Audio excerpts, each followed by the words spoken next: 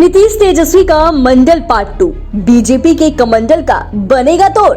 लोकसभा चुनावों को लेकर बिहार का राजनीतिक पारा गर्म हो गया है। एक तरफ नीतीश कुमार और तेजस्वी यादव अपनी चुनावी तैयारियों को अंजाम तक पहुंचाने में जुटे हैं, तो दूसरी तरफ बीजेपी भी जदयू के बिना अपनी ताकत को दिखाने की कोशिश में है।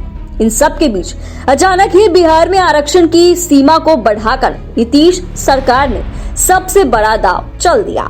देखें तो बीजेपी ने आरक्षण बिल को समर्थन दिया, लेकिन इससे पार्टी के कोर वोटरों के नाराज होने की संभावना है। इसीलिए आरक्षण को लेकर उनकी नाराजगी को दूर करने के लिए बीजेपी आने वाले समय में हिंदुत्व का जोर शोर से प्रचार करती नजर आ सकती है। ऐसे में सवाल यह है कि क्या आगामी लोकसभा चुनावों में फिर से मंडल और कमंडल के बीच मुकाबला देखने को मिलेगा? आइए इस वीडियो में हम इसी मुद्दे पर चर्चा करेंगे। आपको बता दें कि बिहार में ऐतिहासिक आरक्षण बिल विधानमंडल से पास हो गया है। यह कहीं ना कहीं नीतीश कुमार और तेजस्वी यादव के लिए बीजेपी के खिलाफ सबसे बड़ा चुनावी ब्रह्मास्त्र साबित हो सकता है।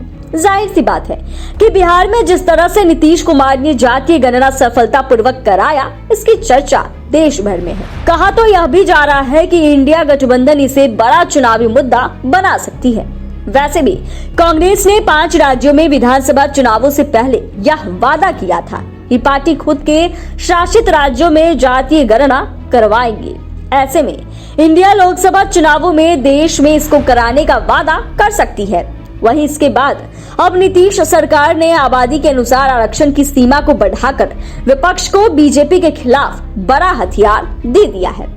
देखें तो जिस तरह से बिहार में आरक्षण का दायरा बढ़ा है, ऐसे में लोकसभा चुनावों में जातीय जनगणना और आरक्षण बढ़ाने के मुद्दे को इंडिया ब्रह्मास्त्र के लिए तरह इस्तेमाल कर सकती है। ऐसे में राजनीतिक गलियारे में इसे विपक्ष के मंडल की राजनीति से जोड़कर देखा जा रहा है। वैसे भी मंडल की सियासत के निकले लालू प्रसाद यादव, नीतीश कुमार सहित देश के कई क्षेत्रीय राजनीतिक दल एकजुट हो चुके हैं। वहीं नीतीश कुमार ने विपक्षी दलों को न सिर्फ एकजुट किया, बल्कि एक साथ मुद्दा भी दे दिया, जिसका बीजेपी चाह कर भी विरोध नहीं कर सकती। अगर मौजूदा समय की ही बात करें तो बीजेपी को आरक्षण पर न उगलते बन रहा है और न निगलते। इसकी वजह से बिहार विधानमंडल में भी बीजेपी को नीतीश कुमार के बिल को बिना किसी विरोध के स्वीकार करना पड़ा।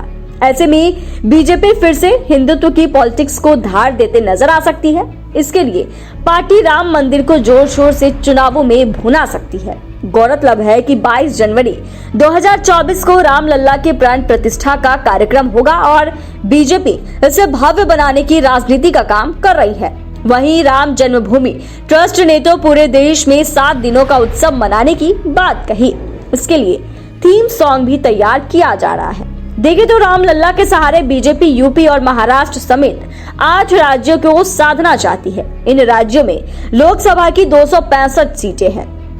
इससे सहज अंदाजा लगाया जा सकता है कि बीजेपी के राम मंदिर कितना अहम मुद्दा है, क्योंकि इस कार्यक्रम के कुछ ही समय बाद आम चुनाव है। इसके साथ ही बीजेपी की रैलियों में अभी से ही जय श्री राम का नारा खूब गूंजता हुआ नजर आता है। संभव है कि 2024 के चुनाव में राम मंदिर को बीजेपी एक बड़ी उपलब्धि के तौर पर लोगों के सामने रख सकती है।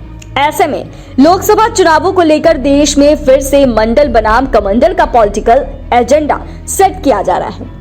वैसे मंडल बनाम कमंडल की पहली लड़ाई 1990 में हुई थी, जो 10 सालों तक चली थी। एक तरफ जाति आधारित मंडल कमीशन की रिपोर्ट थी, तो दूसरी तरफ राम मंदिर को लेकर उग्र हिंदुत्व का मुद्दा। हालांकि मंडल बनाम कमंडल की दूसरी लड़ाई में सबसे महत्वपूर्ण बात यह है कि वर्तमान में बीजेपी की मजबूत सरकार केंद्र में है, जबकि 1990 में जनता पार्टी की सरकार थी और उस वक्त कांग्रेस काफी मजबूत स्थिति में थी। वहीं मंडल पार्ट 1 के कई दल अब कमंडल का हिस्सा हैं। ऐसे में देखना यह है कि मंडल और कमंडल के बीच दूसरी लड़ाई में किसकी जीत होती है।